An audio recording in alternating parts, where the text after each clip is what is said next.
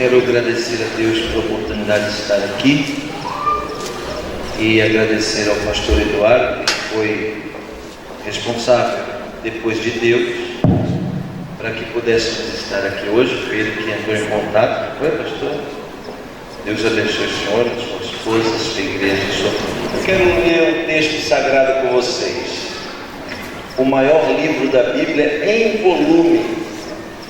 O maior livro da Bíblia. É um livro poético. É um composto de 5 livros originalmente. A Bíblia unificou esses 5 livros e formou um livro só. É conhecido por todos como o livro do Salmo. Então, o Inário de Israel, o livro do Salmo, não possui capítulos, porque não se trata da narrativa de uma história em sequência. Então, o livro dos Salmos possui números. E nós vamos ler o Salmo de número 51. Salmo de número 51,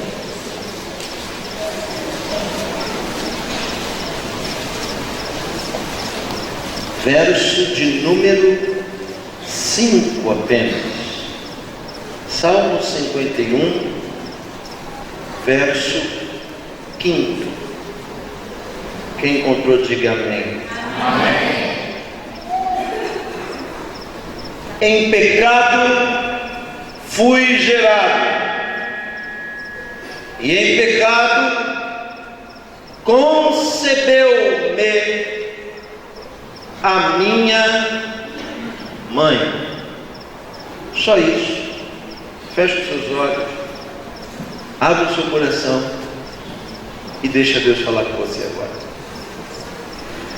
Bendito és tu, eterno nosso Deus, Rei de todo o universo, sua palavra dura para sempre.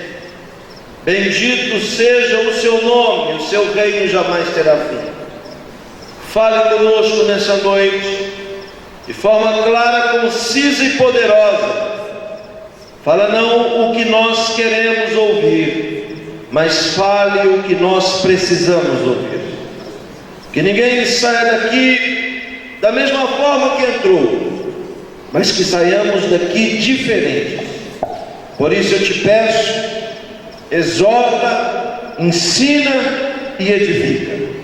Abrimos o nosso coração para ouvir a sua preciosa e poderosa voz, e já te agradecemos, para a glória do seu nome. Amém.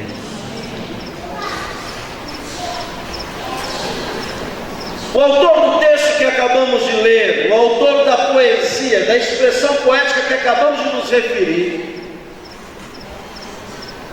é um dos poucos homens que a Bíblia fala muito dele. A Bíblia é um livro que fala muito de poucos e pouco de muitos. O autor do texto sagrado, da expressão poética que acabamos de nos referir, é famoso. E a sua maior fama não é de ter sido o maior monarca de toda a história. A sua maior fama não é de ter conseguido unir as 12 tribos do Estado judeu antigo. A sua maior fama não é de ter derrubado um filisteu com uma pedra. Davi pode ter sido o maior político que a Bíblia já viu. Davi pode ter sido o maior líder, o maior guerreiro, o maior general que esse mundo já viu. Mas a fama que Davi carrega, que é muito maior do que ele, é a fama de ter sido compositor. Compositor de expressões da alma. Esse é um grande legado para nós humanos. Conseguir decifrar os códigos da nossa alma. Eu acho sem dúvida nenhuma, senhoras e senhores, uma ousadia descomunal. Nós, humanos, queremos falar de Deus. É um desafio muito grande, é uma incoerência filosófica. Porque se a gente não conhece nem a nós mesmos, Como é que a gente quer conhecer alguém que é tão soberano, aleluia, e que não cabe nas caixinhas de sapato dos nossos conceitos e preconceitos? Davi carrega a bomba por aquilo que o marcou, de saber expressar o que sua alma sentia. Então, Davi é chamado de, muitas vezes, mais de salmista. Se fala pouco em o rei Davi, se fala pouco em o guerreiro Davi, se fala pouco em o filho de Jessé, mas fala muito em um salmista Davi. De forma equivocada, muitos atribuem todos os salmos da Bíblia a ele. E é verdade que ele não escreveu todos os salmos. Os salmos foram escritos durante muitos séculos, durante pessoas que nem se conheceram, que viveram em épocas diferentes. Porém, Davi é marcado por ter sido o maior salmista de todos os tempos. De todos os salmos que Davi escreveu, eu quero destacar dois. Primeiro, o mais famoso de todos. O mais famoso salmo de Davi não é o mais famoso salmo de Davi apenas. O mais famoso salmo de Davi é também o texto bíblico mais conhecido da história. Quando Davi escreve o salmo de número 23, eu costumo dizer, senhoras e senhores, que ele está no arco da escada. Não sei se você já trocou lâmpada. Baixinho que nem eu sofre um pouco com isso.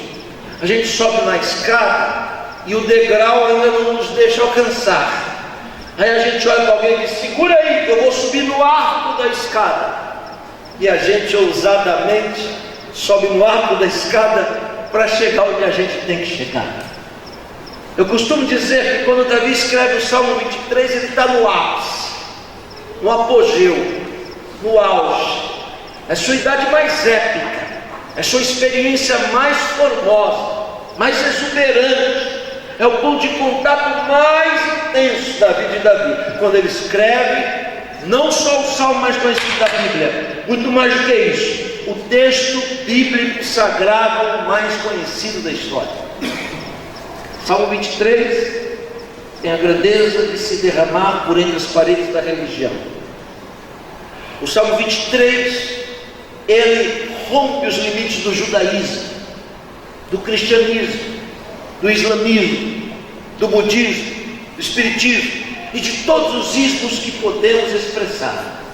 Seja lá qual for o credo, seja lá qual for a religião, e ainda que não tenha religião, seja quem for, todos conhecem a frase e a expressão sagrada de Davi no Salmo 23. Ele escreve há 3.000 anos atrás: Adonai roi lo ersar b'miodesh yarmitzeni al memenchot yanarleni nashi eshover yerren v'magelet tzedech leman shemo lo yichai hakiata imadi shit decha umisher decha remat hamun ner v'anoy lefanai shurren leshen chodsho derai deshat v'asem kosi kosi ralaya achtov achesed defun ko yem chaya desha beveti Adonai leorech yamun. Me entendeu?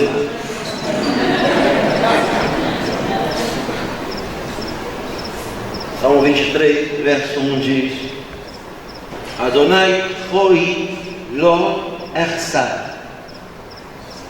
O que quer dizer? Está fraco, hein?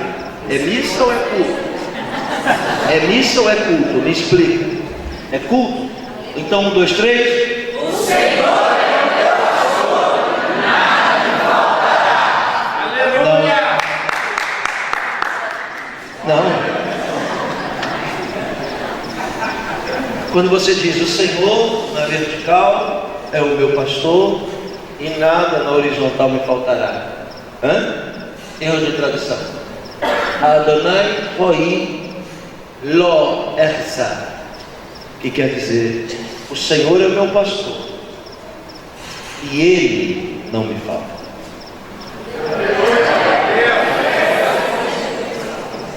Que tudo embaixo pode faltar, mas Ele nunca vai faltar. Alguém não está me entendendo? Diga agora. Salmo 23 é o texto mais traduzido da história da humanidade. Mais do que os 10 mandamentos de Êxodo 20 dos judeus, mais do que o 3,16 de João dos cristãos. O Salmo 23, ele pode ser encontrado dentro de um táxi, cheio de fitinha colorida, em algum retrovisor, em algum vidro vai ter um adesivinho colado escrito: o Senhor é meu pastor, nada me faltará. Entra na casa de um pagão, de alguém maldoso, ímpio de verdade, pode procurar que vai ter um quadro, ainda que desmontado, com um pergaminho escrito Salmo de número 23. Quando Davi escreve o Salmo 23, redobre sua atenção, Davi está no apogeu da vida. Não tem mais nada para que Davi possa conquistar nessa terra.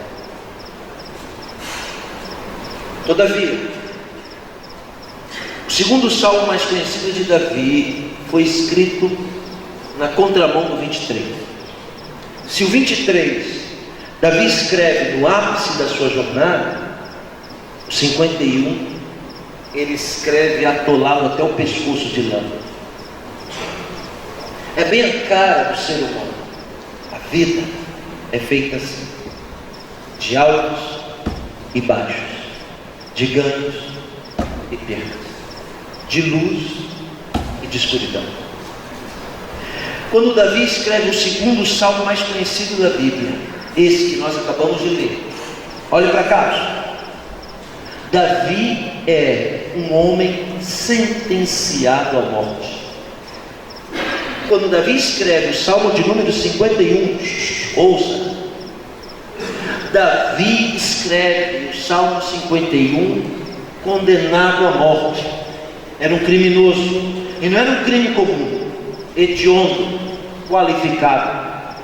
Quando Davi escreve o salmo 51, não existe para ele outra alternativa de justiça para um Deus justo, para uma justiça cega, senão a aplicação da pena por aquele erro que ele cometeu. E não falo de um adultério que já é passivo de morte, pior, falo de um crime de homicídio qualificado, porque não foi um acidente, foi maquinado, foi planejado.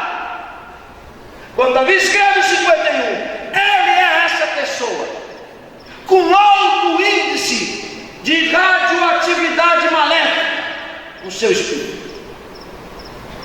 Quando Davi vai escrever o Salmo 51, além de estar sentenciado de morte, Davi pede licença ao profeta e diz o seguinte: eu vou fazer a última coisa na vida que eu sei fazer que presta.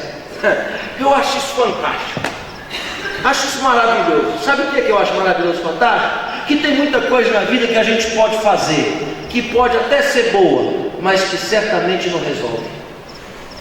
Tem muita coisa que a gente faz que é boa, mas não resolve. E pode ser muita que não resolve, mas se a gente tiver pelo menos uma que dá jeito e resolve, ela já vai ser suficiente para Deus mudar a nossa vida.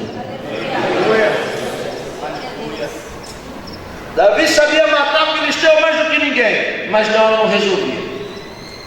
Davi sabia governar um país mais do que ninguém, mas ela não resolvia. Davi sabia fazer muitas coisas boas, mas que naquela ocasião não resolvia.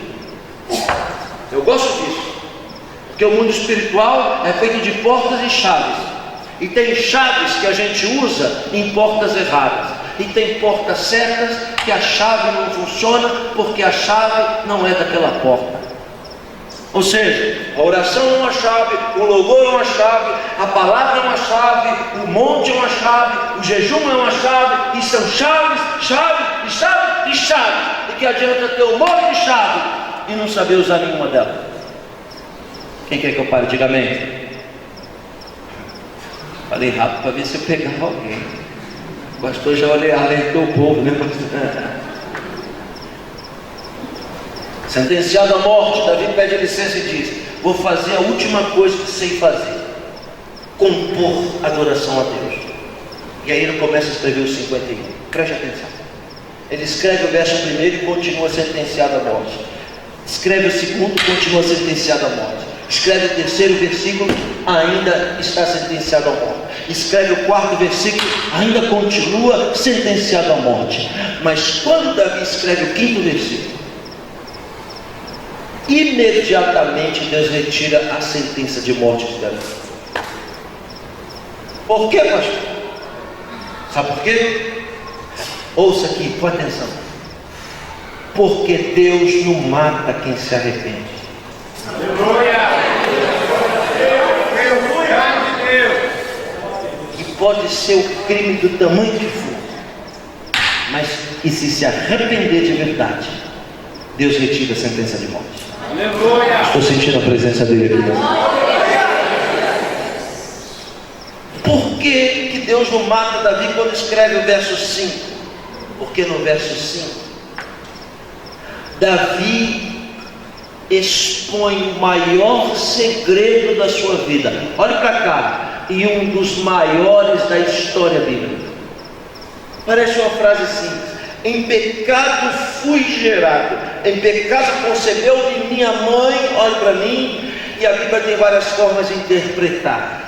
Se você olhar para o sentido literal, você vai logo imaginar o que a maioria das pessoas quando lê imagina, que Davi está se referindo ao pecado original, aquele de Adão e Eva, pelo qual todos nós herdamos humanamente falando. Em pecado fui gerado, em pecado concebeu minha mãe. Se fosse isso, Davi estaria morto.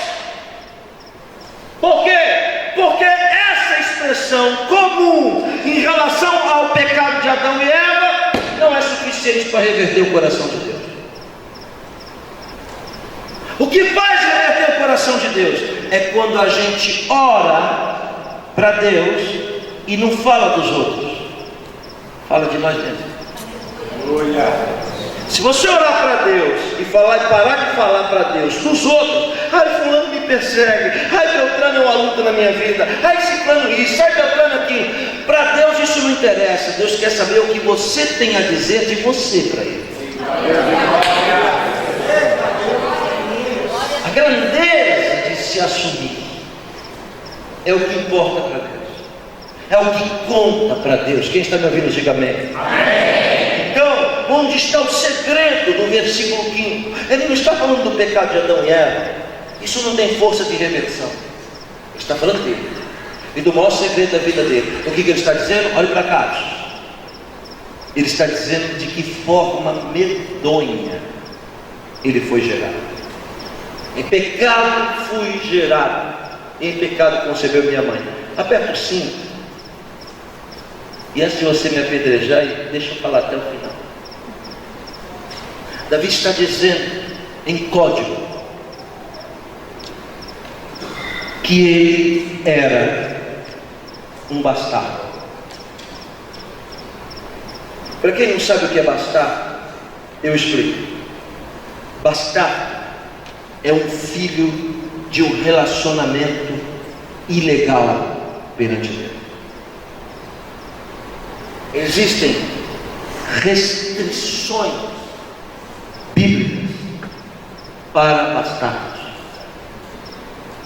Ser bastardo hoje, entre aspas, é até comum. Mas há 3.000 anos atrás, era uma herança pesada, era um escândalo. O que Davi está dizendo? Davi está dizendo que ele foi gerado de um pecado. Relacionamento conjugal legal, os filhos não nascem sob pecado, porque o relacionamento é legal. Mas quando é um relacionamento extra, então o filho nasce sob o peso do pecado. Quem entendeu? Diga amém. Vou explicar melhor. A prova cabal, preste atenção na construção da mensagem que eu vou pregar ainda daqui a uns 30 minutos.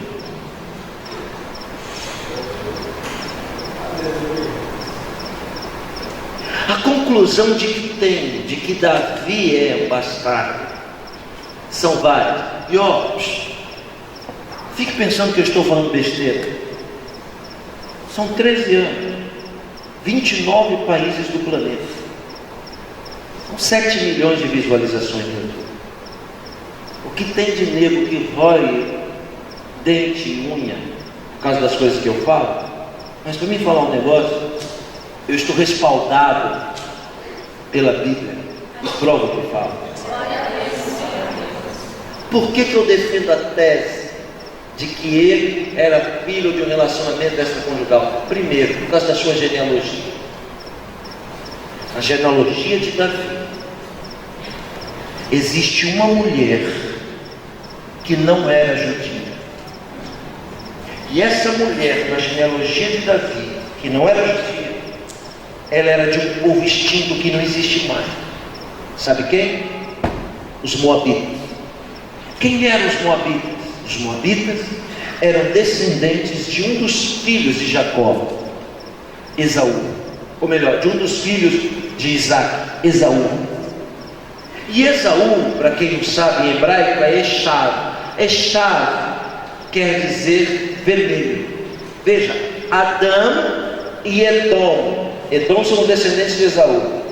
Adão e Edom é a mesma palavra. Quer dizer o que? Vermelho. Isso quer dizer que o primeiro homem que Deus fez, Adão, era ruivo, vermelho. Por quê? Porque foi feito de barro. Os descendentes de Esaú eram ruivos. E aí está a primeira confirmação. A Bíblia faz questão de enfatizar inteligentemente que Davi era ruivo. Isso é um sintoma, um sinal. Olha para mim, por quê? Porque se os seus irmãos também fossem, a Bíblia não ia perder tempo de dizer que Davi era mais um ruivo. A Bíblia está dando pistas que ele tinha uma diferenciação genética. E uma mulher que gera filhos macho, ruivo, desculpa de falar macho e fêmea, as fêmeas talvez não sejam ruivas, mas se uma mulher gerar machos ruivos, todos eles serão ruivos, e nem sempre as fêmeas serão ruivas. É genética. A Bíblia diz que Davi é ruivo, e Davi é ruivo, não os irmãos são ruivos. Se Davi é ruivo e os irmãos não são ruivos, é porque a mãe é diferente. Se a mãe é diferente, o que isso quer dizer? Isso quer dizer que Jessé, pai de Davi, cometeu um adultério. E aí que está o problema. Se ele cometeu um adultério, Jessé deveria ser apedrejado segundo a regra. A grande verdade é que Jessé não cometeu adultério. Não, por quê? Porque a mulher que ele peca não tinha dono. E o adultério configura, segundo a palavra de Deus, quando a mulher tem dono. Então desqualifica-se. E agora ele, Jessé, coabita com a mulher que não serve o mesmo Deus, julgo desigual. Ele dá sorte, a bola bate na trave aos 45 do segundo tempo. A Torá Sagrada desqualifica o crime, tira ele de hediondo, mas continua sendo crime. E a sentença para quem comete isso? 39 chibatadas em praça pública. Sou judeu, eu sei do que eu estou falando. Quando Jessé peca, ele é levado na praça pública da pequena cidade Casa do Pão, Belém, amarrado no tronco diante de um sacerdote, e toda a sociedade vê ele apanhando. Quer vergonha maior do que essa? Eu vou lhe dizer uma vergonha maior do que essa. O mesmo texto sagrado diz que se o filho do pecado for fêmea, quem carrega o opróbrio, a vergonha é a mulher. Se for macho, quem vai carregar a vergonha eterna vai ser o pai. E eu conjecturo pensando que Davi apanhava no tronco, ou melhor, que Jessé apanhava no tronco, mas dizia para Deus: tomara que nasça a mulher, que a minha vergonha vai ser só hoje, não vai ser para sempre. Mas tem oração que Deus não ouve, de propósito ele não ouve. Ele pode escutar, mas não ouve. Escutar é uma coisa, ouvir é outra. E uma delas, em relação a Jessé, que a mulher fica, como diz no interior, prenha. buchuda. E quando nasce um menino, desmama, tem que dar para o pai carregar a vergonha. Imagina Jessé andando com aquela rica de filho, todo mundo de cabelinho preto e um vermelhinho no meio aqui, assim, olhando. Que vergonha! Todo mundo cutucava e dizia: ó, tá vendo aquele ali, ó? Aquele vermelhinho ali, a gente conta. Vergonha. Só que se não fosse Davi, olha para cá, ninguém nunca ia saber quem era Jessé. Sabe o que eu quero dizer com isso? Que Deus permite algumas tragédias na nossa vida com um propósito, porque Deus é especialista em transformar tragédias em triunfos, problemas em soluções, aleluia, dor em refrigério. Deus é especialista em transformar tristeza em alegria. O que Ele permite na sua vida hoje, você pode até não entender. Tem gente que está me ouvindo aqui que não está entendendo, porque está debaixo de chibata, está debaixo de sofrimento, está debaixo de angústia, não está entendendo porque Deus permitiu, não é? Deus está lhe dizendo: fique tranquilo, porque eu vou transformar essa sua tragédia em pouco tempo num grande triunfo que vai glorificar o meu nome, e todos saberão que eu serei o Senhor Deus na sua vida. Onde estão os irmãos que entendem que eu estou pregando aqui? A prova é que Davi não é legítimo de Jessé. Olha para mim, a prova de que Davi não é legítimo de Jessé está também na cultura. Por quê? Porque os filhos bastardos não legítimos não têm direito à Bíblia, não têm direito dos oficiais, dos nascidos, como diz a Bíblia, em casa. Redobra sua atenção. Então eles são tratados como escravos. Escravo na Bíblia quer dizer servo. É escravo e é servo, é a mesma coisa. Quem é que diz que o filho não legítimo, o filho deserdado, o filho bastardo é tratado como escravo? Jesus. Na parábola do filho pródigo. Que quando o filho pródigo volta, o pai quer abraçar ele e diz: pai, eu não sou digno de ser chamado de filho, então permita que eu alimente os animais. Olha a prova de que Davi não é legítimo. Davi cuidava dos animais da família. Serviço para escravo, serviço para funcionário. Cuidar de ovelha, cuidar de animal era desonra para os legítimos. Olhe para cá. É Ele mesmo que codificadamente expressa em um dos seus salmos: e Deus, o nosso Deus, me tirou de trás das malhadas e me fez assentar entre os príncipes dessa terra.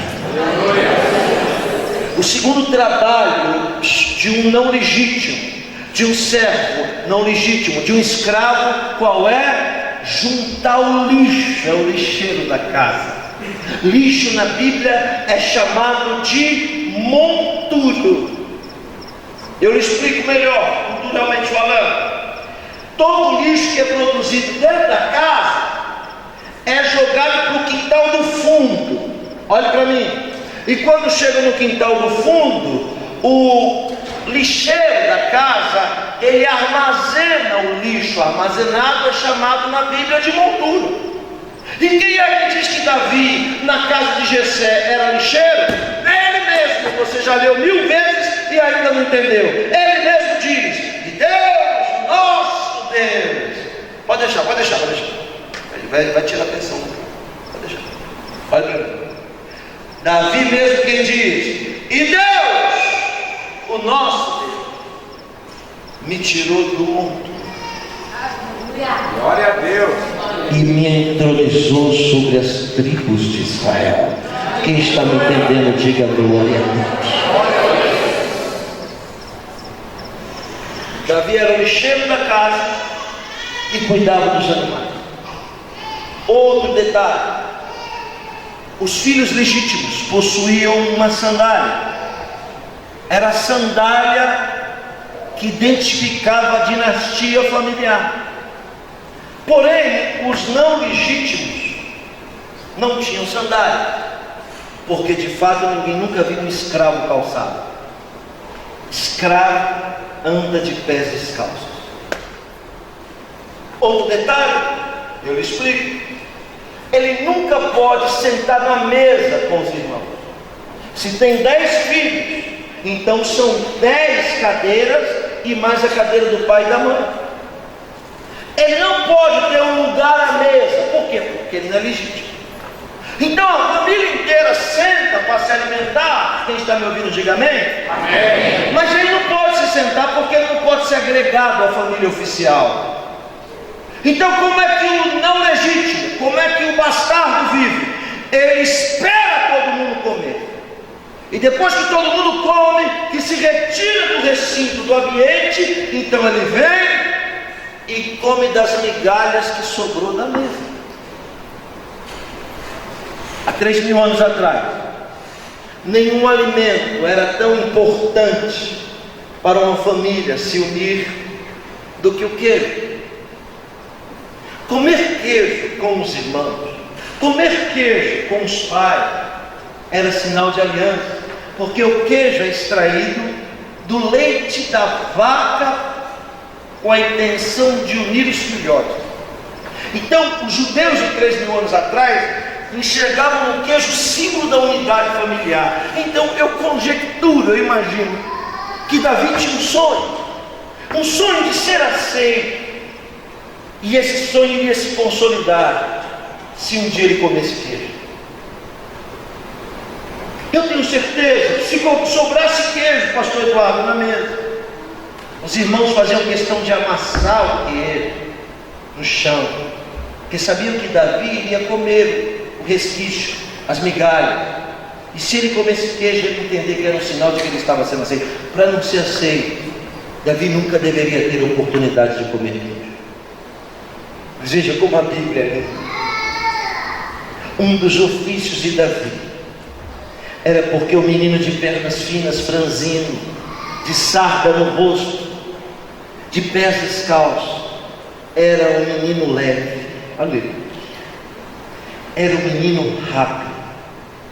Então era dado a ele a incumbência, aleluia, de levar queijo para os seus irmãos no campo de batalha.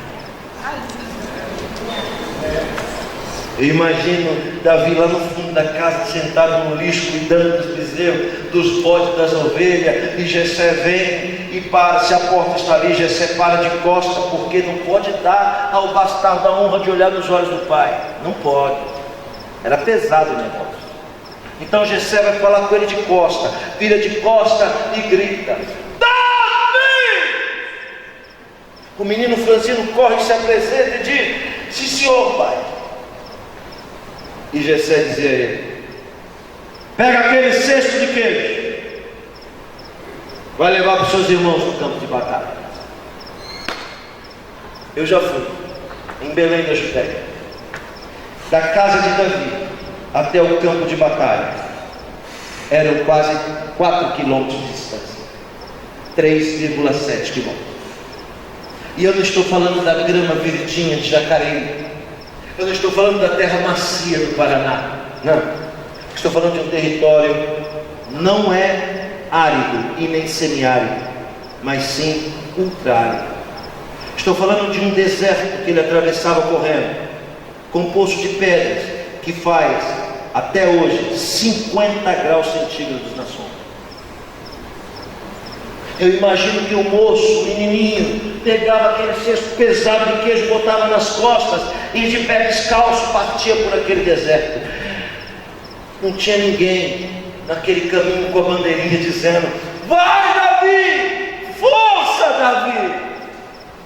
Não tinha nenhum irmão no círculo de oração dizendo: Davi, ser fiel, seja firme, nós estamos aqui orando por você. Não tinha ninguém com um copinho de água correndo do lado do menino dizendo: está com sede? Você não pode esperar ajuda quando você está no deserto.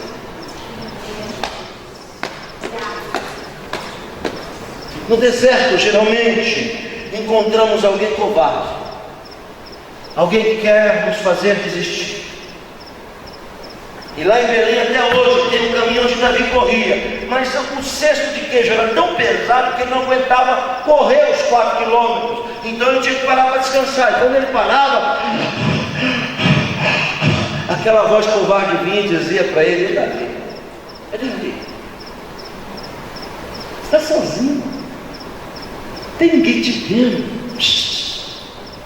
Davi, seu sonho é comer queijo? Por que você não pega um queijinho desse? Ninguém vai dar falta, rapaz. Davi, pega um queijo desse, come, lava a alma. E sabe o que você faz com os outros? Faz xixi nos outros, joga areia, se vinga dos teus irmãos que pisam sempre em você. É a sua oportunidade. Davi, não tem ninguém te vendo. Mas olha bem para mim aqui, ó. Eu tenho certeza que Davi nunca roubou um queijo. Sabe por quê? Porque Deus não exalta ladrão.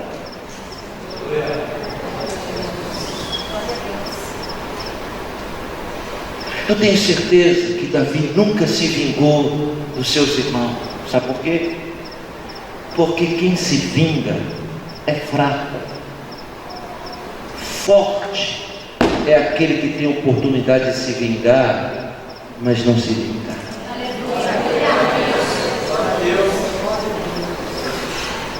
Não tem ninguém vendo Davi, mas mesmo sem ninguém estar vendo ele continua a mesma pessoa.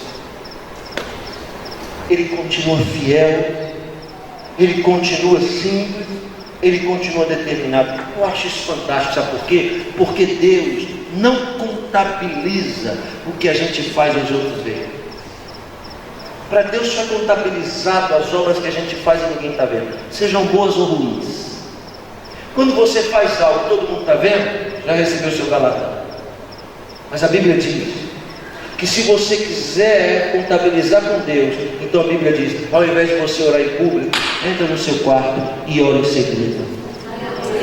A Bíblia diz: para Deus só é contabilizado aquilo que você faz e ninguém vê. Então o que a sua mão direita dá, aleluia, a esquerda não pode saber.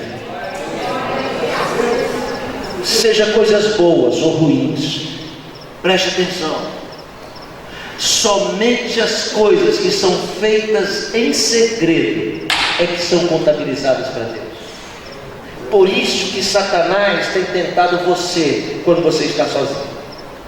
Por isso que Satanás tem tentado você quando você está sozinho. E Deus está mandando eu falar para alguém aqui que essa semana vai aparecer uma grande oportunidade para você. Essa oportunidade não é de Deus não, é do diabo. Ele está querendo que você faça algo errado para tirar vantagem em outra coisa. Deus está lhe dizendo que é para você se manter fiel, ainda que não tenha ninguém te olhando nessa hora. Aleluia.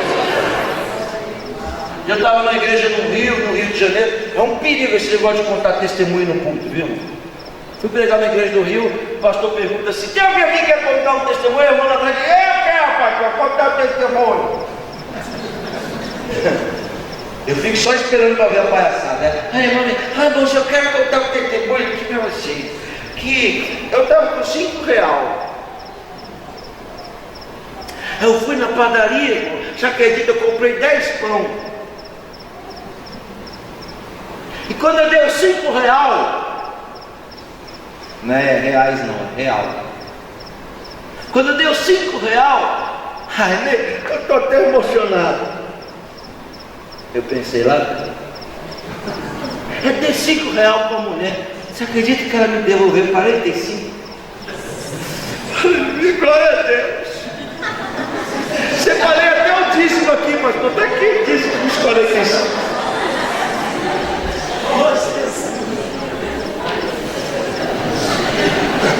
Que ponto chegamos? O outro diz: vai aparecer um dinheiro na sua conta, dá glória. Eu já vi muito isso. Deus está mandando dizer que vai aparecer um dinheiro na sua conta. Eu vou lhe dizer, irmão, se aparecer um dinheiro na sua conta que não é seu, devolve. Você não pode trocar algo tão grande por um prato de mentira. E quando algo grande estiver chegando, as oportunidades de prato de mentira vão aparecer junto. para roubar o que Deus tem para te dar. Quem está me entendendo, diga glória a Deus. Davi nunca fez xixi naqueles queijos, nunca roubou o queijo daquele, nunca se vingou dos irmãos. Alguém está entendendo o que eu estou pregando ou não? Vou dizer a frase de novo: Davi nunca se vingou, sabe por quê? Porque quem se vinga é fraco, forte é quem tem a chance de se vingar e não se vinga. Tem pessoas aqui que acham: Deus vai me exaltar, porque eu vou me vingar de fulano, de Beltrano, de Ciclano. Eu vou lhe dizer: esse Deus deve ser do Islã. É o Deus da Bíblia. Diz: a mim, diz o Senhor, pertence a justiça, a mim pertence a vingança. Então, meu amigo, quando a chance aparecer, lembra de Jesus e deixa as águas passar por baixo da ponte. Não vai procurar se vingar, não. Davi pegava aquele cesto de queijo e chegava lá no arraial onde os irmãos estavam. Espera aí, que eu estou explicando o Salmo 51. Chegava lá que ele entregava o queijo para o mais velho, guerreiro, forte, troncudo, bração grande, tríceps, bíceps, íceps, ípices. Que o grandão pegava e via ele conversando, os soldados olhavam para Davi e dizia: mete o pé, rapaz, vai embora, some, desaparece. O menininho franzino, ó, língua de fora. Continuam conjecturando. Quando Davizinho, franzino, ninguém dava nada, ouvia o barulho da guerra e parava, porque Deus usava o queijo para atrair ele para dentro de um propósito.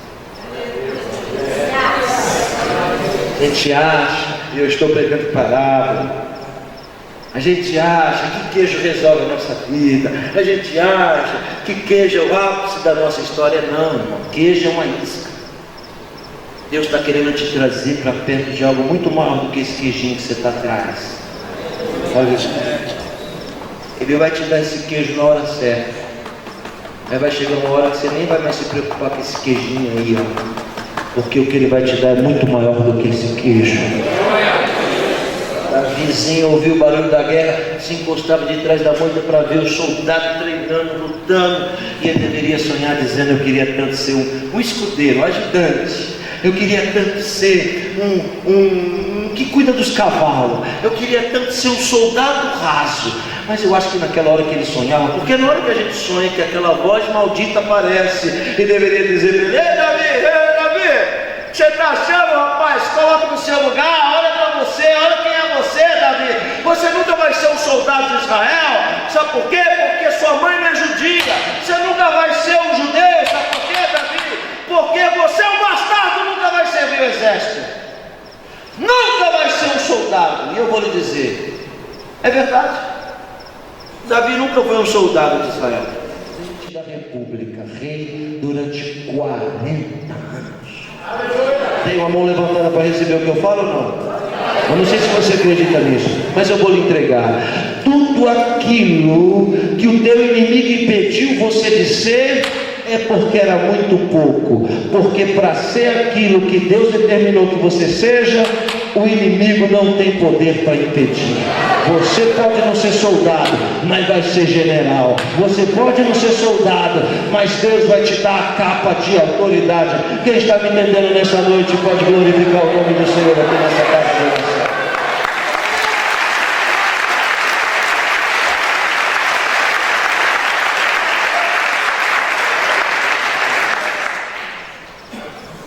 Todo dia o menininho corria, ó, cesto de queijo nas costas, ó, sem aplausos, ó, sem recompensa, ó. Engraçado quando a gente faz as coisas para Deus esperando aplauso. Engraçado quando a gente faz coisas para Deus esperando recompensa e reconhecimento, né? Motivação equivocada. Quem nasceu para fazer a diferença já nasce em desvantagem. Mas ele tira a diferença nas atitudes. Deus é especialista em fazer os últimos ser primeiro e os primeiros ser últimos. Pode alguém ter partido na sua frente, ter rompido na sua frente, não quer dizer que vai chegar para frente de você.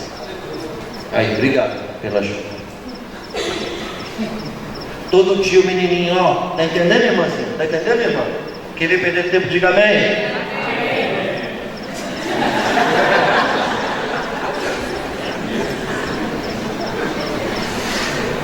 Estão afrouxando, né? Ó, todo dia o rapazinho, pezão no chão, corria para lá e para cá. Mas olha para mim, é forte que eu vou dizer, estou pregando também. Ninguém carrega queijo a vida inteira.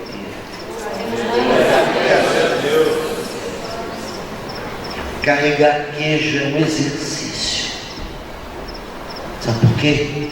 Vai chegar um dia que Deus vai tirar o cesto de queijo dos nossos ombros e vai colocar a capa pesada da realeza de Israel.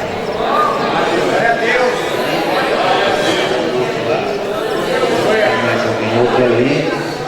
Mais um. Todo mundo quer a capa da honra, mas ninguém quer carregar queijo.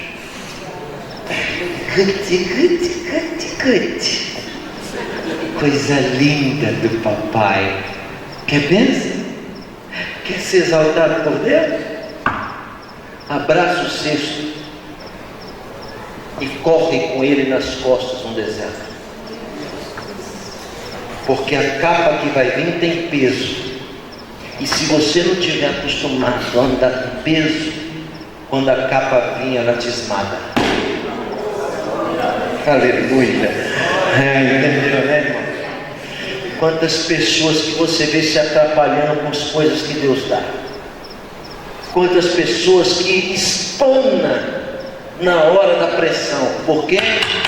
Porque não passou a fase de carregar queijo. Quis pular a fase. Quem pula a fase se prepara para ser reprovado. Está com pressa? Está com pressa? Não quer esperar o tratamento? Então vai. Vai, porque meu pai sempre disse, é uma verdade: quem faz mal feito trabalha 2 vezes. Aleluia. Glória a Deus. Gostei do sorriso da irmã Lia. Gostei mesmo, foi forte.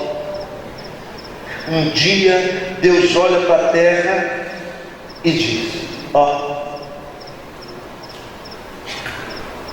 encontrei o que eu estou procurando. Eu não sei se hoje Deus vai encontrar o que Ele está procurando aqui. Porque Deus não está procurando coisas fáceis de serem achadas. Deus está procurando agulha em palheiro. Palha é o que mais tem. Difícil encontrar agulha. Quem tem ouvidos para ouvir, Deus vasculha cultos, templos. Deus vasculha pessoas para encontrar o que Ele está procurando. Deus diz o seguinte: encontrei o que eu precisava. O que Deus precisava? De um rei? Claro que não. Porque Israel não tinha um rei. Saul, da tribo de Benjamim. Deus não está precisando de um rei. Deus estava precisando de um coração. Deus não está precisando de alguém másculo. Deus está precisando de uma chama, de uma centelha que arde por dentro, de pessoas que têm o coração voltado para Ele, pessoas que Deus pode confiar. Eu pergunto e você não me responde. Fala para você: será que Deus pode confiar em nós? Será que Deus pode investir e entregar o que nós pedimos agora? Será que Deus pode confiar em você? Será que todas essas juras de amor são verdadeiras? Ou será que o nosso relacionamento é extremamente superficial? Somos daqueles que Deus não pode contar conosco. Se Deus solicita, a gente não corresponde. Então Então Deus não pode contar com quem não corresponde às suas solicitações. Aleluia, estou sentindo a presença de Deus. Glória a Deus. Deus olha e encontra o que ele precisava, o coração. Então ele chama o profeta Samuel. Ele chama no WhatsApp. Samuel responde: pois não, Senhor. Deus vai e diz: encontrei o que eu estava procurando. Samuel diz: que bom.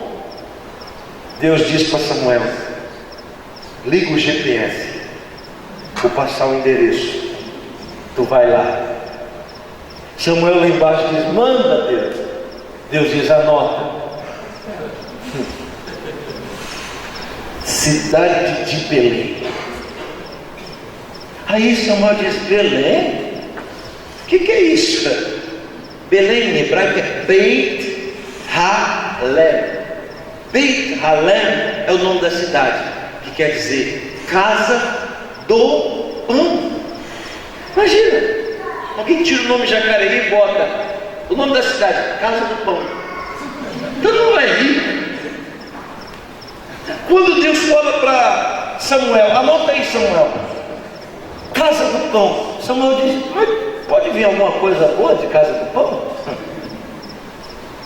Calma, eu vou lhe dizer onde que é. Tribo de Judá, é o Amazonas de Israel, a maior das 12. Judá está no sul, viria se transformar em um país séculos depois. Judá está no sul, onde Samuel está no norte, outro lado do país. Deus fala para ele: eu quero que você vá para Judá. Quando você chegar em Judá, você vai procurar uma cidadezinha chamada Belém. Quando você chegar em Belém, você procura a casa de um homem chamado Jessé. E lá nessa casa vai estar aquilo que eu preciso. Glória a Deus. Quando Samuel parte para ir embora: tá bom, vou te obedecer. Que Samuel vai sair, Deus brava: está indo passear, profeta? Aí o profeta diz: por quê? Deus diz: aprende que toda vez que eu tiro um mensageiro, um emissário de um lugar para trazer para o outro, ele nunca pode chegar de mãos vazias. Então faz o seguinte, Samuel, faz o seguinte: vou pôr na sua mão o que falta para o meu escolhido, porque eu vou fazer o nome dele ser soprado em um só dia em toda a face da terra. O que o meu escolhido precisa vai estar na sua mão, profeta. Então anota aí, pega agora, coloca um chifre de carneiro na sua mão. Chifre na Bíblia quer dizer força. Toda vez que aparecer a palavra chifre, a Bíblia está se referindo a força. Força não é poder. Poder é uma coisa, força é outra. Então ele fala: pega um chifre e agora não leva o chifre vazio. Enche o chifre de azeite. Azeite quer dizer unção. E o que é unção? Dom? Não. Unção não é dom. Unção é uma capacitação extraordinária que não existe no mundo de baixo, mas só existe no mundo de cima.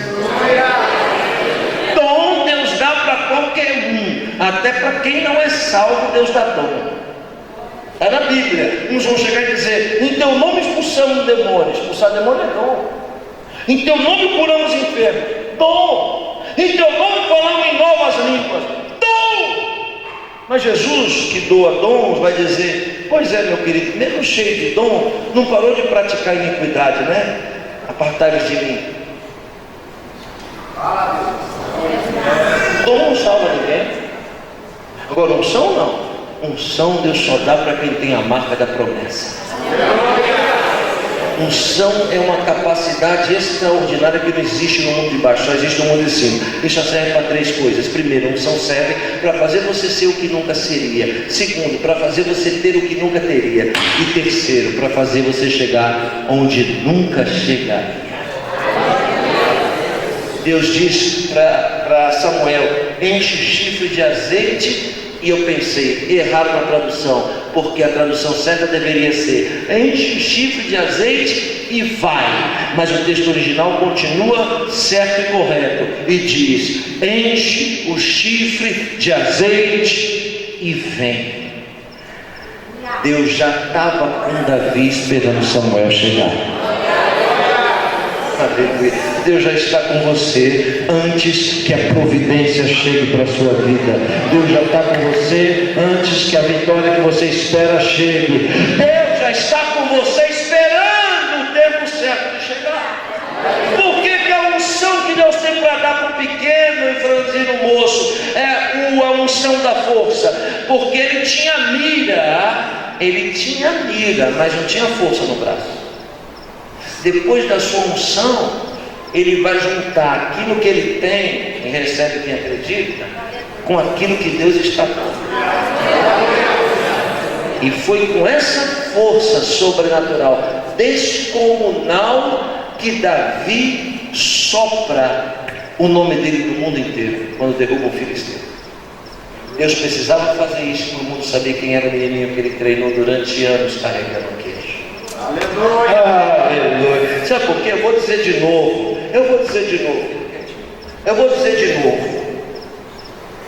As pessoas só conhecem a nossa história do triunfo. Olha para mim. As pessoas só vão ver a sua história na hora que o filisteu cair. Mas ninguém conhece a sua história de carregar queijo no deserto. Quem é que conhece? O Deus que vai fazer o gigante cair. Porque o que vai fazer você fazer o gigante cair é a história que você tem com Deus no deserto. Ah, perdeu a chance de ter dado glória a Deus e exaltando o nome do Senhor. Lá vem Samuel com um chifrezinho cheio de azeite, descendo o país inteiro. Eu não estou falando de um homem comum não, hein? Eu estou falando da maior autoridade que o país já viu. Os três poderes imundos: o executivo, o legislativo e o judiciário.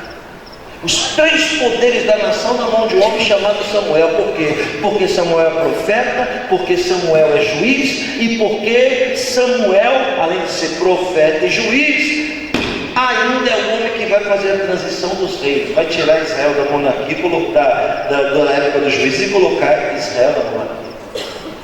Profeta, juiz e sacerdote. Não tem outro homem que tenha essa qualificação, exceto Jesus. Lá vem Samuel, indo para a casa de Jessé. Com licença. Quando chegou na casa de Jessé, bateu na porta. Jessé está deitado na rede, assistindo Vale a Pena Ver de novo, pensando na morte da bezerra. Porque a maioria das vezes nós não estamos preparados para receber o que a gente espera. É forte. Vou dizer de novo. Vai bater na sua porta. Aleluia! Não é você que vai buscar, é Deus que vai trazer.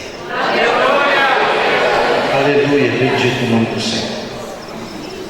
Aí o servente de dentro, o garçom de dentro da casa, vai lá na porta abrir. Quando ele abre, que ele vê Samuel, ele fica verde, branco, azul, cor de rosa. Só um minutinho, Senhor, fecha a porta, chega em Jessé e pergunta: Jessé, o negócio é o seguinte, você pagou IPTU esse ano? O imposto de renda? Está tudo em dia com a justiça? Aí Jessé disse: claro, por quê? Porque alguma coisa estranha está acontecendo. Samuel está aí na porta de casa. Samuel na porta de casa? Ó, Jessé, Samuel, eu não fiz nada, está tudo bem comigo.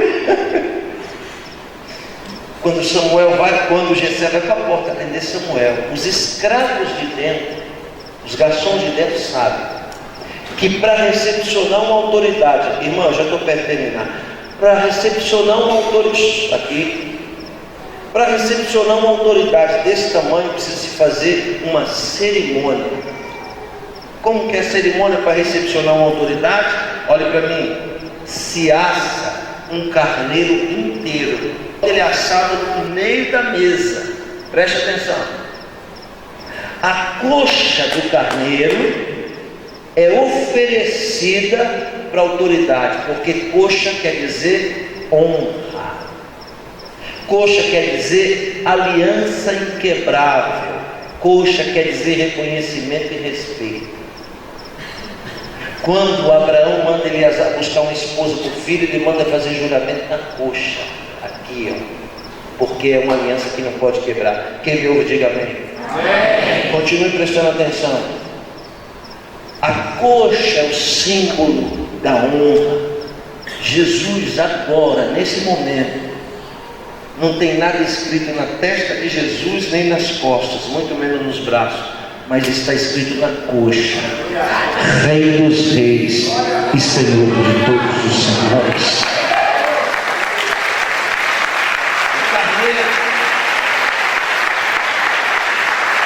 O carneiro é assado e colocado no meio da mesa. Quem vai ser o primeiro a comer é aquele que vai ser honrado. Quem me ouve, diga amém. Amém. Samuel é que vai ser honrado, o presidente da república, o presidente do Supremo e o presidente do Legislativo. É ele, o representante tríade de Deus, que vai ser honrado. Então ele vai comer a coxa do carneiro, que é o símbolo da honra, e ao redor da coxa, por ser um chefe de estado, 12 queijos representando as 12 tribos. A cadeira da cabeceira onde Jessé sentou a vida inteira vai ser dada para Samuel sentar, e depois que Samuel sentar, nunca mais ninguém pode sentar nela. Quando Samuel entra, Jessé diz: o que aconteceu? Aí Samuel diz: o Deus dos céus, o Deus da Bíblia me enviou aqui, porque está aqui nessa casa o homem que ele escolheu para mudar a história desse país. Quando ele diz isso, os escravos de dentro ouvem: opa, Deus escolheu um dos filhos de Jessé para ungir rei. Os filhos estão no campo de batalha, não tem ninguém aqui. Então o que os escravos de dentro fazem? Preste atenção aqui. Vai no fundo, onde está o monturo, o lixo, os animais, escreve um bilhetinho e entrega na mão de quem? Do entregador de queijo. E diz o que para o entregador de queijo? Corre no campo de batalha e chama os teus irmãos, porque eles vão ser honrados. Samuel está em casa. Davi já tinha ido 3,7 para ir, 3,7 para voltar, para levar o queijo de manhã. E agora? Agora o menino pega o papelzinho enrolado na mão e parte no deserto, achando que aquela bênção era para os outros. Mal sabia ele que ali na mão dele estava a vitória que iria mudar a sua vida. Recebe quem acredita no que eu estou pregando. O que você veio buscar aqui, Deus já entregou na sua mão, já está na sua mão, mas você ainda não sabe. Você só vai descobrir quando você tiver a grandeza de abrir a sua mão para Deus. Tem gente que vai morrer com a bênção na mão, porque é assim, ó, vai morrer com a bênção na mão e não vai usufruir. Mas aqueles que são generosos com a obra de Deus, quando ele abre a mão, a bênção que está travada de escravo, e ele passa a viver tudo aquilo que Deus entregou na sua mão. Ó, o menininho vai correndo. Quando chega lá, chama o mais velho e diz: papel para você. E o mais velho olha e diz: Samuel em casa, vai levar todos os irmãos. Olha para Davi e diz: mete o pé, rapaz, some daqui, menino. E o menino sai correndo de novo no deserto. Mas os irmãos legítimos, em algum texto diz 7, em outros textos 18. Eu digo que são 7, Davi o 8º. O texto original diz que eles todos montam em cavalos para voltar para casa. Oh, os filhos legítimos têm sandália, o bastardo está descalço. E além de ter sandália, eles ainda montam em cavalos. O menininho vai correndo pelo deserto. E os legítimos aqui, ó, de cavalo, passa na lateral do menino. E ó, é cruel, é pesado, mas era a cultura da época. Alguém que é desonrado deve ser desonrado. Então eles tinham o costume, de 3.000 anos atrás, de cuspir e amaldiçoar. Então os irmãos de Davi, irmãos, não eram os vizinhos de Davi, não eram os parentes distantes de Davi, não eram os colegas de Davi, não eram os inimigos de Davi, não. Eram os irmãos de Davi. Passava de cavalo aqui, ó, cuspia na cabeça dele, amaldiçoava ele. Não obstante, botava o cavalo na frente para levantar poeira na cara. Não foi o primeiro que fez isso. Foram 7 irmãos que passavam do lado e ó, cuspia e botava poeira na cara. A partir daí, Davi passa a ter 4 características que pessoas escolhidas por Deus têm. Primeiro, saliva na cabeça. Segundo, poeira no rosto. Terceiro, sangue nos pés. Quarto, lágrima nos olhos. Alguém escolhido por Deus tem que possuir as 4 características. Saliva na cabeça é o quê? Palavras que as pessoas falam de você.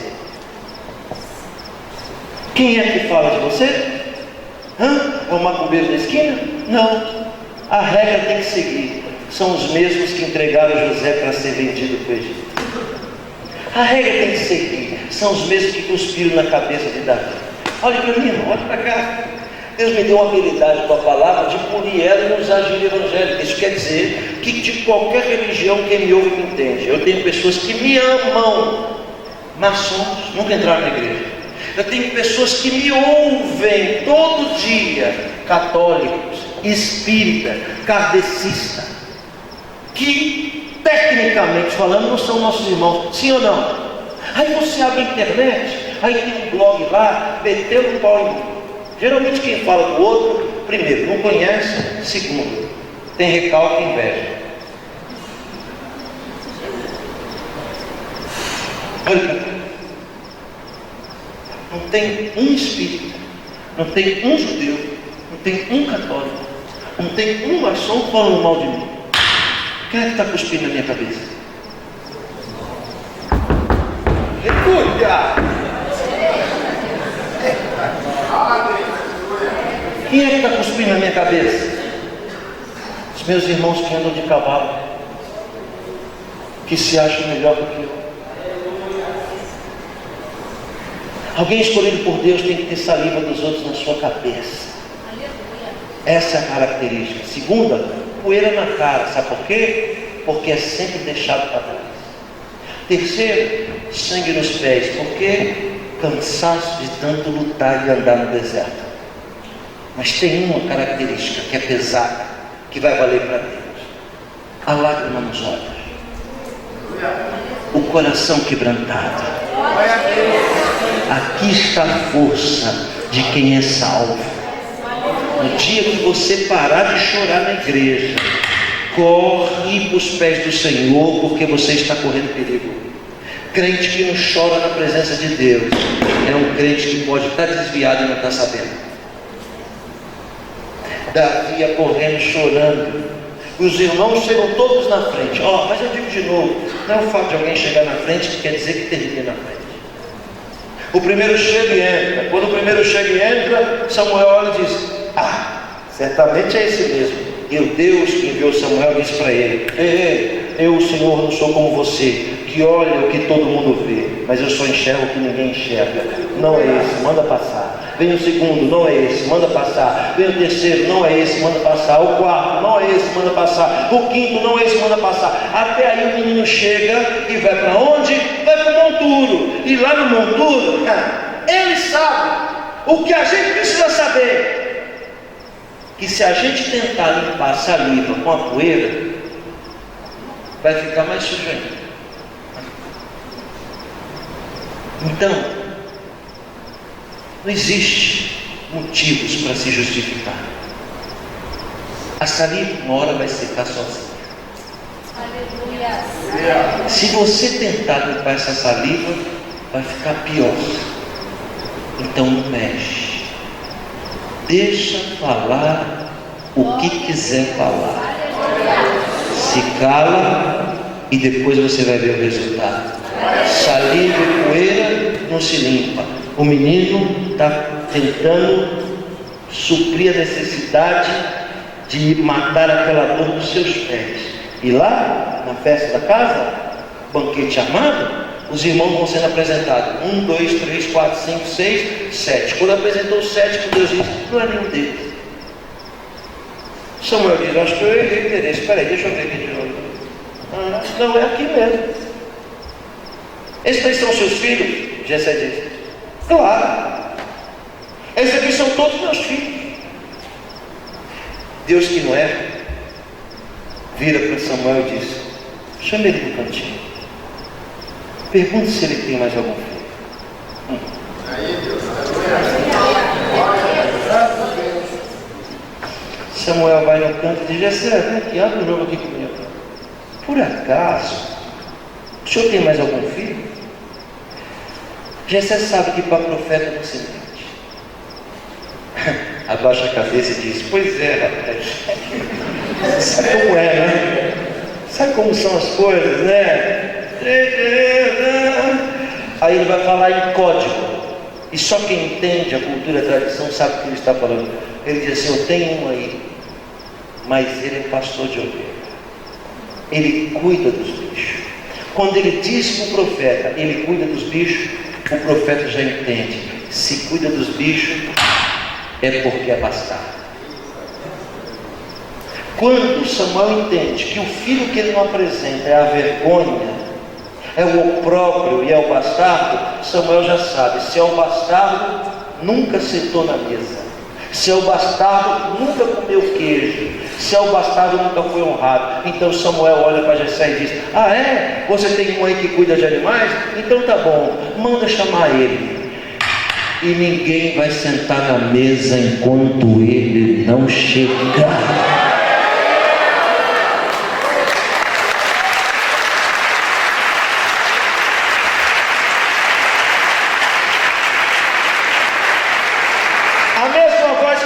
Para humilhar, vai ser obrigado a chamar para ser honrado.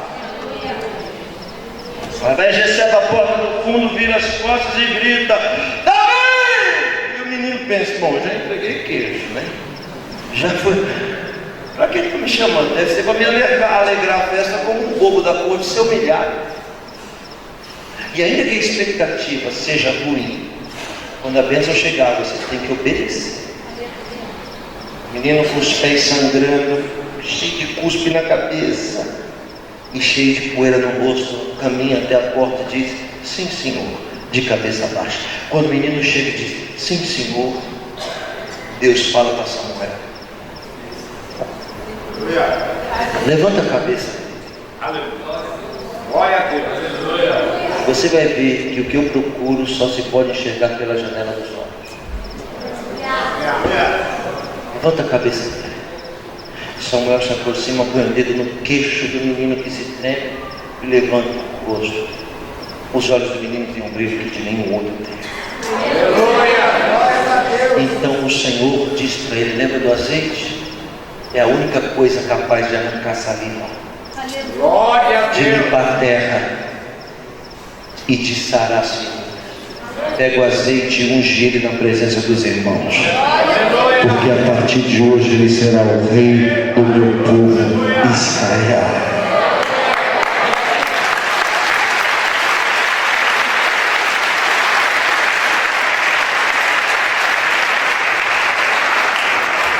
Quando o bálsamo vir,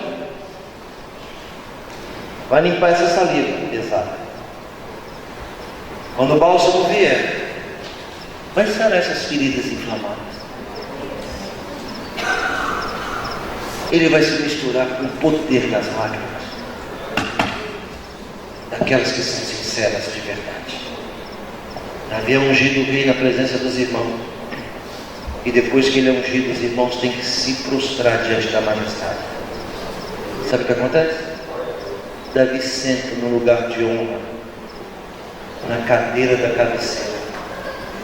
E quem não tinha direito a nenhum queijo, agora tem 12.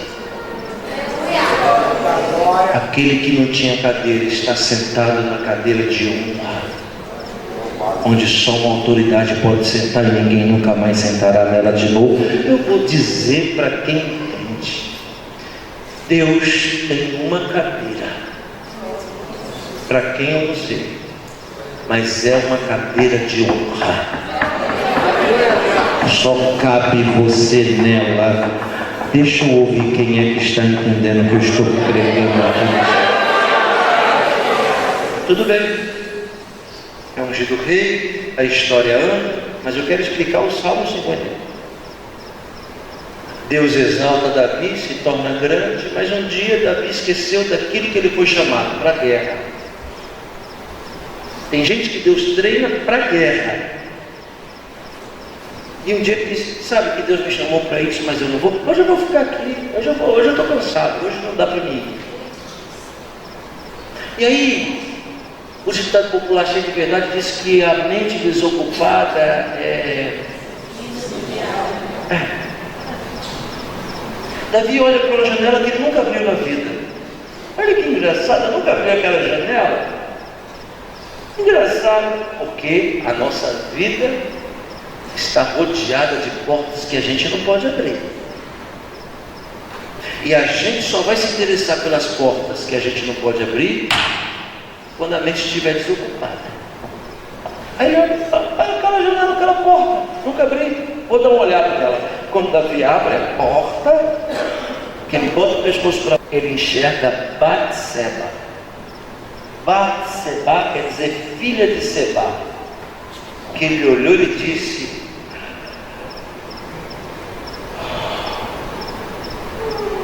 Isha Tova.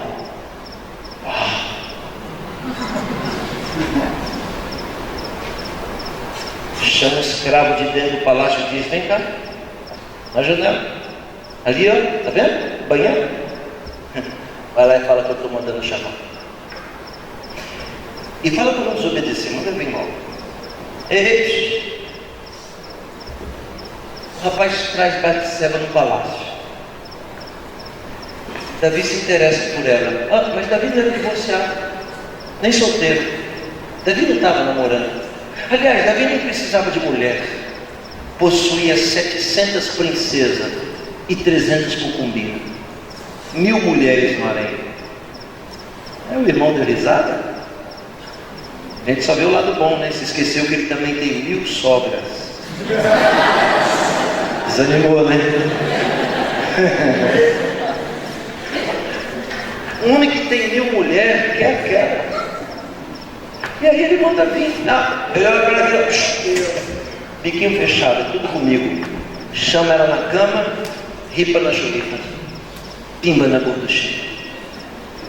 Quando termina, olha para ela e diz: gostei de você. Quem são seus pais? Ela diz: meu pai chama Seba. Conheço, gente boa. Vou mandar escrever uma carta, liberar ele de imposto, que agora você vai pertencer para mim. Aí ela vira para ele e diz: está vendo? Tem um brinco dos dois lados. Se eu tivesse brinco só de um lado, eu era solteira, mas porque eu tenho de outro, eu tenho outro senhor na minha vida. Eu sou casada. Davi se assustou e disse: casada? Que isso? Você tem dono? Conhecedor da Torá, ele sabe. Configurou a adultéria. Ela tem dono. Aí então, ele olha para ela e diz: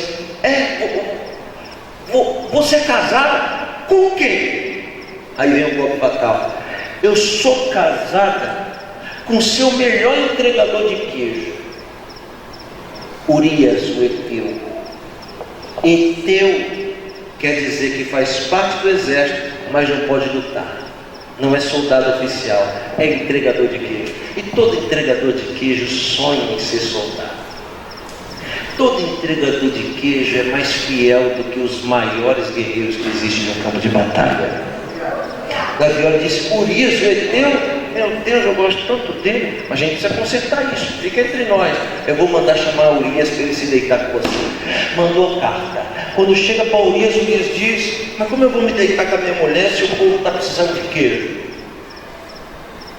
Então Davi chama Urias no palácio e escreve, mandando para o general: pega Urias, bota ele lá na frente do campo, bota ele, porque ele sonha em ser goleiro, ele sonha em lutar, bota ele lá na frente para ele tomar logo a primeira flechada. E assim, Urias morrendo, ela já não vai ter mais dor. Não teve ela dor, pega ela para mim e está tudo resolvido, ó.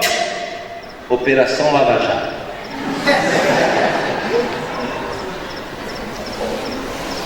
A conta um dia chega. Urias pega o papelzinho com a sentença de morte e bota na mão. E a cena se repete décadas depois. Quando ele entrega para o general olha para ele e diz: tudo bem, bota Urias, vem cá, vamos fazer um treinamento. Você só sonha em ser soldado? Vai ali naquele campo de frente que eu vou tirar umas fotos suas para postar na rede social. Urias, tadinho, vai na frente, morre. Quando morre, a notícia chega para Davi: problema resolvido. Mas olhe para cá, quando Deus não tem um Samuel, Ele tem um Natan. Aleluia! Porque Deus é o Deus dos profetas. Quando Davi está lá tranquilão, Deus chama Natan e diz: vai na casa de Davi e prega para ele. No final da mensagem pergunta para ele o que ele entendeu e pede para ele uma resposta. A resposta que sair da boca dele vai ser a sentença. A coisa mais perigosa que a gente pode ter é vir para o culto, ouvir a palavra e não entender o que Deus falou. Porque no final Deus vai perguntar algo para nós. O que a gente responder vai ser o que vai acontecer na nossa vida. Vem Natan, entra na casa de Davi e diz: ô rei, tudo bem? Como é que vai? Eu tenho uma pregação para você aqui. Eu vou pregar, presta atenção. Um homem tem 100 ovelhas e o outro só tem uma. E esse que só tem uma morre porque esse que tem 100 matou ele. Ele queria ficar com a única ovelha desse homem. Davi, o que você achou da mensagem? Davi olhou e falou: o quê? Como assim achou da mensagem? O que a gente faz com esse homem que matou para roubar a única ovelha dele? Davi, cheio de justiça própria, olha e diz: a gente vai cortar ele no picadinho, fazer um assado aqui na praça pública, vai dar um pedaço de carne para todo mundo. Um vagabundo desse não merece viver, ele tem que morrer. E aí o profeta vem e entrega a revelação e diz: é mesmo, temos que matar ele? Diz: sim. Aí o profeta vem e tira as escamas dos olhos. O poder da revelação é esse, é tirar a escama dos olhos. Se você não se enxergar na mensagem, é porque tem escama nos olhos. Quando você se enxerga dentro da mensagem, você não dá sentença errada. O profeta diz: esse homem é você. Você matou Urias. Você fez tudo em segredo e Deus agora vai fazer tudo às claras para te envergonhar diante da nação. Vai morrer apedrejado. Quando Davi percebe que vai morrer, o que ele faz? Estou na igreja desviado e não sabia. Natan, deixa eu escrever o último salmo da minha vida. Já que eu vou morrer, deixa eu escrever o salmo 51. Natan diz: pode escrever. Sabe o que Davi faz? Vai escrever o salmo 51? Não sabe? Eu lhe explico. Mandou todos os escravos juntar o lixo que o palácio produzia e botar no meio da sala dele. Juntou aquele mundaréu de monturo, bem alto. Sabe o que Davi fez? Arrancou a capa de rei dele e disse: não sou digno de usar o que Deus me deu. Não sou digno de ter o que Deus me deu. Ele arrancou tudo, jogou tudo fora e vestiu a roupa de escravo de quando ele era pequeno. Subiu em cima do lixo, se humilhou, de pé descalço, pela primeira vez o rei de Israel. E ele vai escrever o Salmo 51. Escreve o verso primeiro em cima do monturo, continua sentenciado. Escreve o segundo, continua sentenciado. Escreve o terceiro, continua sentenciado. O quarto versículo, continua sentenciado. Mas quando ele escreve o quinto, ele demonstra para Deus que se arrependeu. E ele começa a lembrar de onde Deus o tirou. Quando ele escreve o quinto, Deus fala para Natan: avisa ele, eu não vou mais matar ele, porque eu não posso matar quem se arrepende.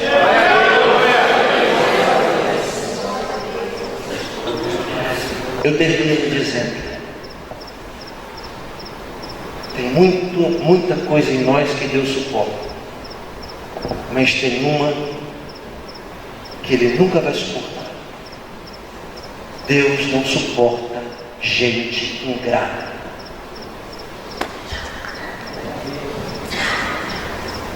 Eu não sei quem é você e não imagino quem você será, e nem me interessa quem você foi. Uma coisa é certa: nunca se esqueça de onde Deus te tirou. Feche os seus olhos, põe a mão no seu coração. O tecladista está aí? Vem aqui, tecladista. Cadê o tecladista? Vem rápido, moço. Por aqui pela frente. Vem pela frente.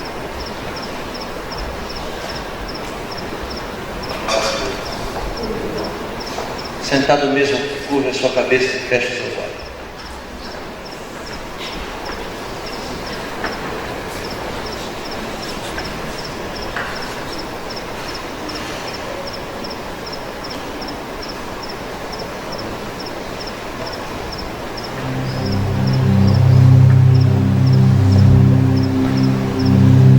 Põe a mão no seu coração.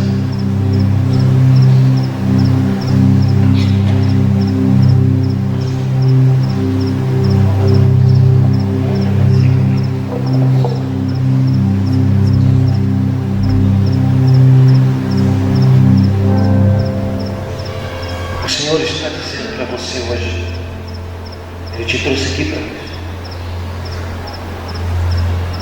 para lhe dizer,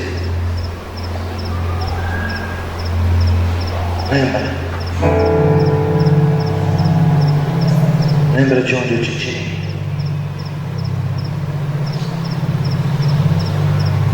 Lembra quem você era.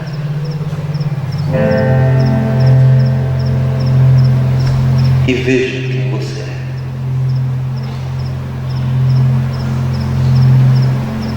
Eu, Senhor, te escolhi entre os teus irmãos na sua casa. Não há ninguém na tua casa como tu.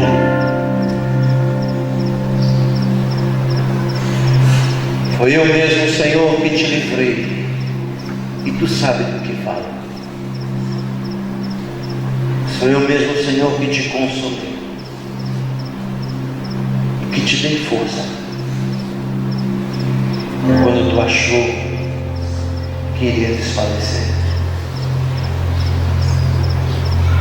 Lembra de onde eu te tirei, do lixo em que tu vivia, de quanto era pesado e de quanto era humilhado. Eu mesmo, Senhor, foi quem, com braço forte, te libertou daquele Egito. Quando tu clamou pelos teus deuses e nem sabia quem eu era. É assim que eu te falo. Não foi você que me escolheu, mas foi eu que te escolhi primeiro. Te amei primeiro. Quem te deu força para resistir tantas tempestades, quem te ergueu tantas vezes, fui eu. Eu te escolhi porque existe um mistério no seu coração. Conheço todas as suas falhas, cada um dos teus defeitos, mas tu tens algo que me agrada dentro de ti. Teus irmãos querem cuspir em você. Muitos não te aceitam, querem te deixar para trás. Mas eu tenho um bálsamo capaz de curar as feridas mais profundas dos teus pés. Porque há poucos dias atrás tu me disseste que estava cansado, precisava ter uma experiência. Faz tempo que deu vontade de jogar tudo para cima e desaparecer. Foi com essas palavras que tu me disseste: eu luto e não estou conseguindo. Então eu tenho nas mãos o bálsamo que vai sarar essas feridas inflamadas, esses traumas do abandono, da traição, da trapaça que você sofreu. Eu conheço o complexo mais profundo, o complexo de inferioridade que você tem, porque tu se sente inferior, tu se sente desprezado, abandonada. E como falam de ti, sou o Senhor teu Deus. Tenho te acompanhado nesse deserto. Tenho visto os teus pés. Tenho examinado os teus olhos. E eu te digo, no mês de julho, no próximo mês de julho, eu vou enxugar toda a lágrima dos teus olhos. E vou entregar nas suas mãos algo que tu não sabe, que vai mudar a história da sua vida. Porém, eu lhe digo, eu vou te exaltar, mas eu quero que tu continue serva e servo fiel. Eu vou colocar em você uma sandália de honra, mas de vez em quando tira ela dos teus pés, para você não se esquecer de onde eu te tirei. De onde eu te tirei. Sente a minha presença agora. Sente o amor que tenho contigo, homem, porque te livrei da morte. Eu mesmo que te escolhi, põe uma Bíblia dentro da tua cabeça. Irá pregar, atravessar as fronteiras. Eu sou o Senhor. Sente a minha graça agora. Ela é mais importante do que tu. O que tu recebe agora é o que te dará força para prosseguir. Sente a minha presença agora. Avante corre la hals levanta a mano. E que anche di volta resti levanta a mano. Pode se soltar agora, senhoras e senhores, e deixa Deus fluir pela sua vida como nunca. É a sua vez agora, agora. Essa é a sua vez.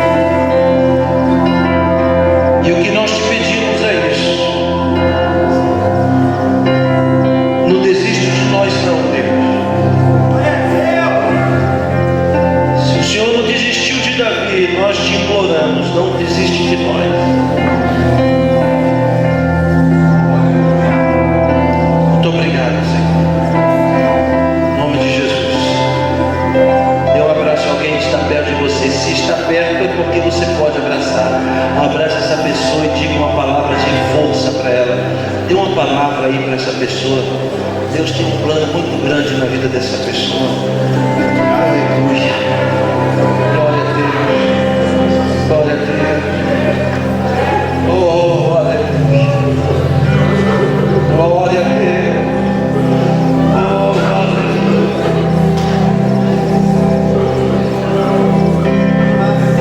Todos podem aplaudir bem forte ao Senhor, que é digno de toda honra.